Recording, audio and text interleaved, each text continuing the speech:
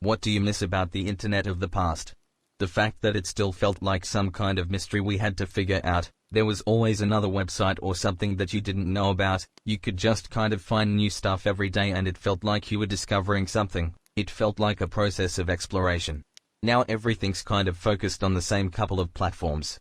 You could click on a site and read an article without 5 videos auto-playing at the same time, a giant pop-up you have to acknowledge after each paragraph, and the whole thing wasn't behind a paywall. I use Reddit for everything because it's literally one of the last sites I can think of that doesn't have 95% of the screen taken up with ads. When YouTube was a much smaller community and the popular channels were normal people rather than the influencer types we have today. No one was tracking you, and everything wasn't monetized. This will betray my age, but I miss web rings. You'd find a site you liked, and sometimes at the bottom of the page there would be a link for the web ring. It would take you to a similar site that was usually independently operated. Think GeoCities, fan sites and the like.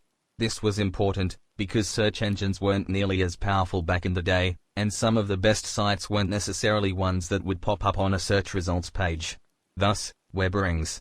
I don't know that a web ring itself is what I'm missing. I guess it was always sort of a crapshoot, but you'd sometimes find really cool hobby pages and fan pages that way and you wouldn't necessarily find them any other way in the mid-90s. How it used to just be a part of life, and now it is life. Smartphones were probably the driving force here.